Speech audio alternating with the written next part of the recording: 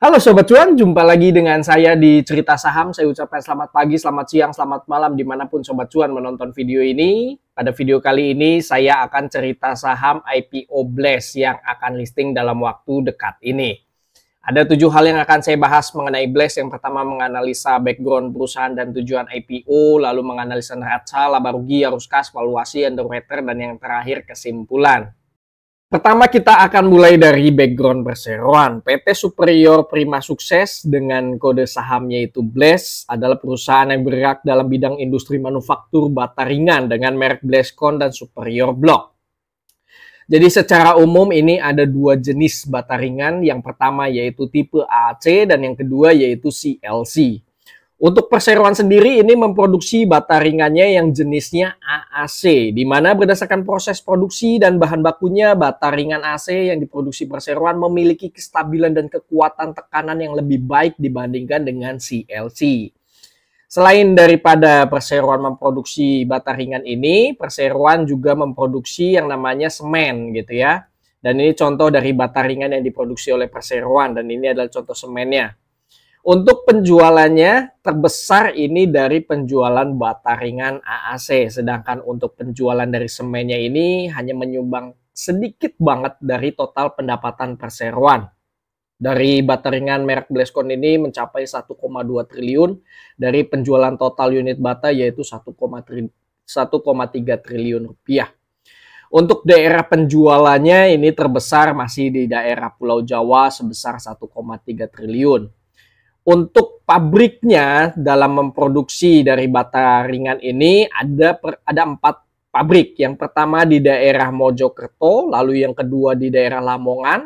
Dan ini seiring berkembangnya permintaan terhadap bata ringan dan utilitasnya juga sudah menyentuh maksimal dari kapasitas produksinya. Sehingga perseroan membangun lagi pabrik di daerah Sragen. Di sini ada line A dan line B.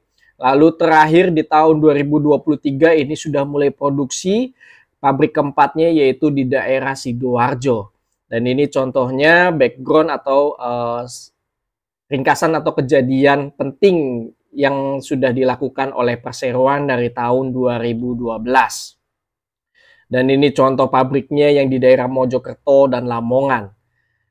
Seperti yang sudah saya singgung sebelumnya bahwa tingkat utilisasi dari pabriknya ini sudah hampir maksimal. Di daerah Mojokerto ini sempat ada penurunan ke 91% dan di daerah Sragen dari yang tadinya 50% di tahun 2021 dan di tahun 2023 meningkat utilitasnya jadi 83%. Dan baru dibangun ini di daerah Sidoarjo di tahun 2023 utilitasnya ini baru 39%. Kemungkinan potensinya ke depannya ini bisa jadi perseroan akan membangun pabrik lagi untuk meningkatkan kapasitas produksi perseroan.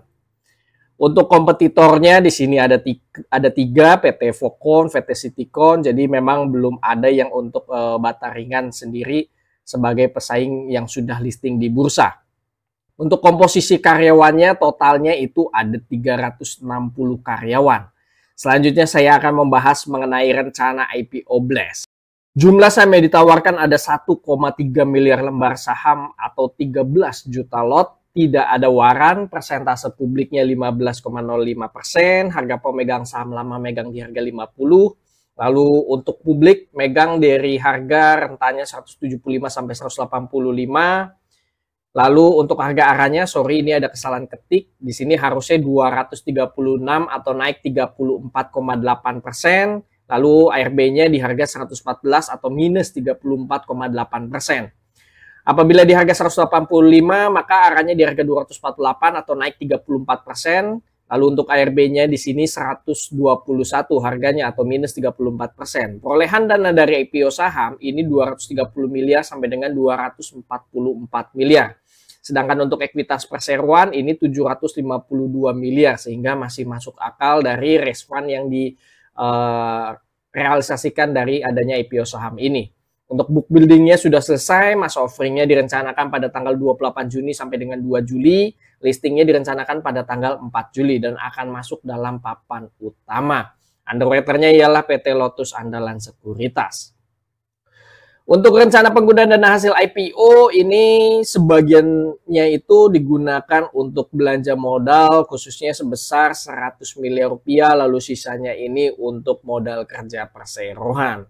Lalu untuk susunan pemegang saham ini terbesar dimiliki oleh PT Global Base. PT Global Base Universal memegang 41,4%.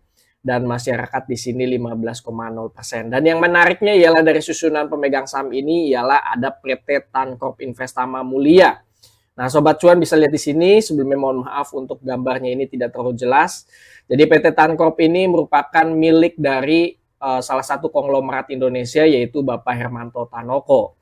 Memegang sekitar 9,6% setelah adanya IPO. Jadi sebelum listing di sini PT Tancorp sudah berinvestasi di PT Blaze ini. Untuk lock up period, ke semua pemegang saham itu ada lock up periodnya. Berikut ini adalah profil dari Dewan Komisaris. Untuk Bapak Dermawan ini sebagai pengendali perseroan memiliki jabatan yaitu Komisaris Utama. Dan ini jabatan komisaris lainnya. Salah satu yang menarik ialah yaitu Ibu Belinda Natalia sebagai perwakilan dari PT Tancorp, dan beliau ini merupakan anak dari Hermanto Tanoko. Sebegitu banyaknya jabatan yang sudah diraih oleh beliau gitu ya, sampai ini masih ada lagi lembaran keduanya, cuma saya masukkan ini di awalnya saja gitu karena terlalu penuh saking banyaknya jabatan yang sudah bahkan ini masih menjabat sampai dengan sekarang ini. Dan ini adalah profil dari Dewan Direksi Perseroan. Selanjutnya saya akan menganalisa neraca perseroan. Dari sisi total aset di sini ada peningkatan yang signifikan terutama dari tahun 2021 sebesar 940 miliar, lalu per Desember 2023 atau full year-nya yaitu 1,5 triliun rupiah. Lalu dari sisi liabilitasnya di sini adanya kenaikan, namun kenaikannya itu tidak lebih besar dibandingkan dengan aset. Untuk liabilitasnya ini 2021 579 miliar, naik 650 miliar, lalu naik di 2023 776 miliar rupiah. Dari sisi ekuitas di sini terlihat adanya tambahan modal di setor dari yang tadi 72 miliar jadi 372 miliar, sehingga maka dari itu untuk total aset perseroan juga ini mengalami peningkatan yang signifikan, terutama di sini dari kas dan setara kasnya. Sobat Cuan bisa lihat di sini. Dari yang tadinya hanya memiliki 20 miliar jadi 195 miliar rupiah. Lalu untuk selanjutnya yaitu mengenai laba rugi perseroan. Dari sisi pendapatan di sini perseroan mengalami peningkatan pendapatan yang lumayan tinggi juga. Hal ini selinear dengan perseroan akhirnya menambah pabrik barunya di daerah lain sehingga tercermin dari pendapatannya juga akhirnya meningkat. Di tahun 2021 719 miliar, 2022 1,1 triliun, per 2023 meningkat lagi 1,3 triliun. Pendapatannya sebelumnya juga sudah saya singgung, jadi pendapatan terbesar ini dari penjualan bata ringan yang AAC. Ini 97% di sini menyumbang dari bata ringan AC, 1,3 triliun rupiah dari 1,36 triliun rupiah. Untuk penjualannya di sini perseroan mampu mempertahankan loyalitas customer untuk selalu order di perseroan. Nah, Sobat Cuan bisa lihat di sini. Jadi yang menyumbang lebih dari 10% pendapatan perseroan ini customernya itu terus gitu. Jadi benar-benar mampu menjaga loyalitas dari customer tersebut. Dari sisi laba bersih juga perseroan mengalami peningkatan. Di tahun 2021 78 miliar, sempat turun jadi 66 miliar, namun per 2023 ini naiknya hampir bahkan lebih dari 100% jadi 150 miliar rupiah. Untuk dividen, nah menarik di sini Sobat Cuan. Jadi dividennya itu langsung dibagikan di tahun ini, setelah listing. Karena perseroan ini mulai tahun 2024 itu akan membagikan dividen berdasarkan dari laba bersih tahun 2023. Nah, lalu kita hitung berapa sih kira-kira kisaran yang kita dapatkan sebagai pemegang saham yieldnya dari dividen Blaze ini. Karena maksimalnya 20% rasio dividennya. Ini labanya 150 miliar karena saya sudah mengambil full year di tahun 2023. Lalu DPR-nya, dividen rasionya yaitu 20%. Maka yang dibagikan 30 miliar di sini saya proyeksikan apabila kita punya di harga 175. Lalu dividen per share-nya ini 3,4 rupiah per lembar, maka bunga atau yield-nya sebesar 1,9% per tahun. Untuk selanjutnya yaitu arus kas dari sisi CFO-nya. Di sini perseroan mampu menghasilkan CFO yang konsisten positif. Dari tahun 2021 ada uang masuk 122 miliar, lalu di 2022 meningkat 165 miliar, dan per 2023 ini meningkat drastis. Di sini ada 324 miliar. Hal ini selinear dengan meningkatnya dari pendapatan dan laba perseroan yang dihasilkan. Lalu oleh karena sebab itu, berhubung perseroan memiliki CFO yang tebal, sehingga perseroan masih memiliki ruang yang cukup untuk bisa melakukan dari aktivitas investasi. Di sini terlihat di tahun 2023 ada penggunaan uang keluar di sini untuk pembelian aset tetap. Total di sini per 2023 ada uang keluar sebesar 219 miliar rupiah. Dari aktivitas pendanaan yang sebelumnya juga sudah saya singgung bahwa perseroan ini adanya suntikan modal. Nah, terlihat di tahun 2023 ada uang masuk 140 miliar rupiah. Oleh sebab itu dan besarnya suntikan modal yang diberikan pemegang saham, maka dari aktivitas pendanaan ada uang masuk sebesar 83 miliar rupiah. Sehingga adanya kenaikan bersih kas dan setara kas yaitu sebesar 188 miliar, dan pada awal tahun di situ ada 5,6 miliar, maka untuk akhir tahun per 2023 kas perseroan ini mencapai 194 miliar rupiah. Selanjutnya mengenai valuasi. Nah, valuasinya di sini saya ambil laporan keuangan 2023 full year dari harga 175 sampai dengan 185, total saham beredar ada 8,7 miliar lembar saham. Untuk pendapatannya yaitu 1,3 triliun, laba bersihnya 150 miliar, total aset 1,5 triliun. Liabilitasnya 776 miliar, ekuitasnya saya sudah tambahkan dengan perolehan dana IPO. Apabila di harga 175 maka ekuitasnya 983 miliar. Apabila di 185 maka ekuitasnya 996 miliar. Market cap harga saham dikalikan dengan total saham beredar, maka market cap-nya 1,5 triliun. Apabila di harga 185, market cap-nya 1,6 triliun. Untuk book value, perbandingan antara ekuitas dengan total saham beredar didapatkan book value 112, apabila di 185 ini 114. PBVR perbandingan antara harga saham dengan book value-nya, maka apabila di harga 175, PBVR ditawarkan 1,5 kali. Dan ini termasuk murah untuk kategori papan utama dan juga ini kategori saham IPO untuk sebesar PBV 1,5 kali sampai dengan 1,6 kali. EPS-nya perbandingan antara laba bersih dengan total saham beredar, maka EPS-nya 17,2 dan PER-nya perbandingan antara harga saham dengan EPS-nya didapatkan PER apabila di 175 ini 10 kali. Dan ini sangat murah juga, PBVR 1,5 kali dan PER-nya 10 kali. ROE perbandingan antara laba bersih dengan ekuitas, dari ekuitas 983 miliar mampu menghasilkan laba bersih 150 miliar, maka ROE-nya 15%. NPM perbandingan antara laba bersih dengan pendapatan, seberapa besar perseroan ini mampu menghasilkan laba dari pendapatan yang diperoleh. Pendapatan 1,3 triliun dapat membukukan laba bersih 150 miliar, maka NPM-nya 11%. Dari perbandingan antara liabilitas dengan ekuitas, dari ekuitas 983 miliar ada liabilitas 776 miliar, maka DER-nya 78%, dan ini bagus, masih di bawah 100%. Selanjutnya yaitu underwriter. Underwriternya ialah PT Lotus Andalan Sekuritas. Kalau berdasarkan historical terakhir di tahun 2024 di sini ada MKAP. Namun MKAP ini masuknya dalam papan pengembangan 2 kali ARA. Secara historikal yang dibawakan oleh Lotus Sekuritas untuk akselerasi ini semuanya naik, bahkan closingnya ini ARA. Nah, yang menarik ialah ada salah satu juga yang diinvestasikan oleh PT Tancorp yaitu PV.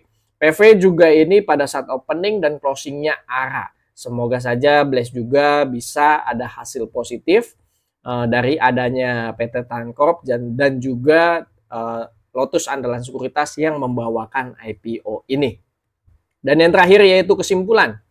Kesimpulan rencana IPO dan juga background perseroan. Blast secara bisnis masih punya ruang bertumbuh. Hal ini dibuktikan dengan meningkatnya utilitas pabrik yang dimiliki perseroan. Bahkan hampir tiap tahun perseroan selalu ekspansi membangun pabrik baru agar bisa meningkatkan kinerja perseroan.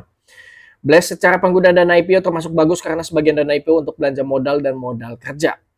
Jumlah saham ditawarkan untuk publik termasuk besar, yaitu sebanyak 13 juta lot.